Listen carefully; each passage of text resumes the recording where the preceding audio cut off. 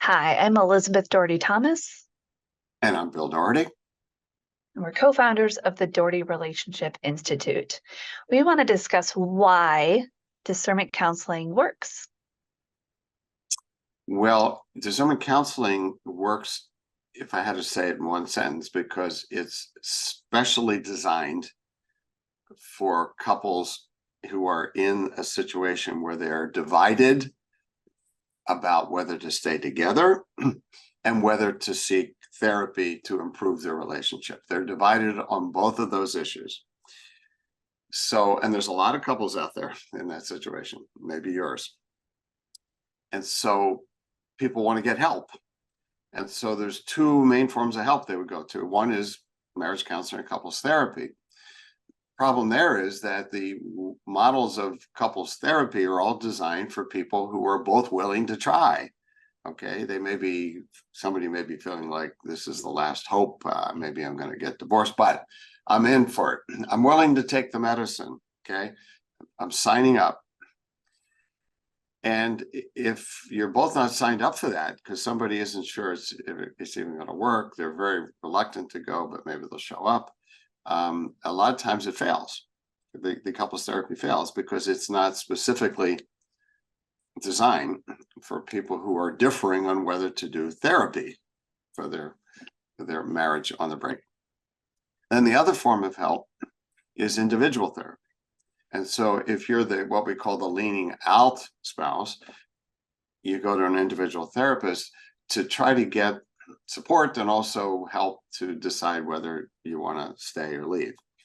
The problem there is that your therapist doesn't have access to your spouse, gets only your side of the story, and therefore is working with one hand tied behind their back. And so that's where people go for help. Until we developed discernment counseling, which is specifically for couples who are divided about whether to stay married and divided about whether therapy would be a good idea to do. And we keep emphasizing that discernment counseling is not couples therapy because you're not showing up to improve the relationship, to get closer, to solve the problems, to improve your sex life or deal with the in-laws better or whatever is dividing you, deal with money better, whatever is dividing you. That's not what you're there for.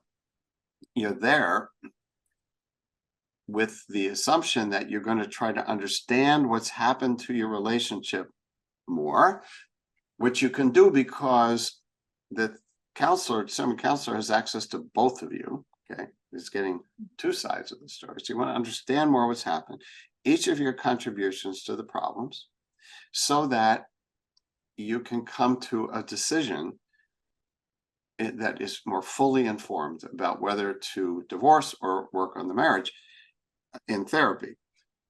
Now, it doesn't even have to be a mutual decision, because a lot of times when somebody decides on the divorce, the other person doesn't want it. And this is a fact of life. Okay, it just takes one to end the marriage.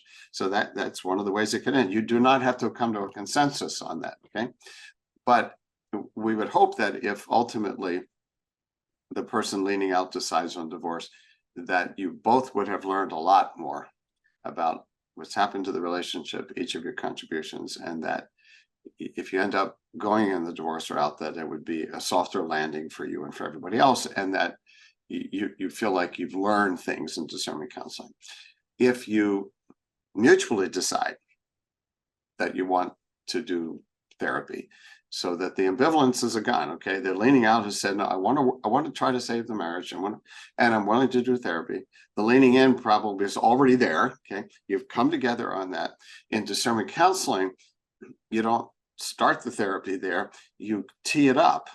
You develop each of you develops a personal agenda for change of the things you want to work on in the therapy. So you jumpstart the therapy, whether you're going to do the therapy with a discernment counselor or a referral somewhere else.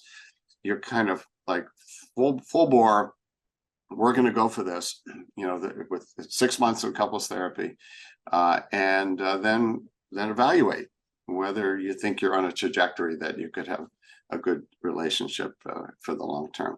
So really what I'm saying is that the advantage of discernment counseling when you're on the brink and divided about whether to do marriage counseling is that it's specifically designed to support both people. A lot of the conversation is one-to-one, and it's designed to help both people with where they are at this moment. And it's short term, so you're not doing this indefinitely.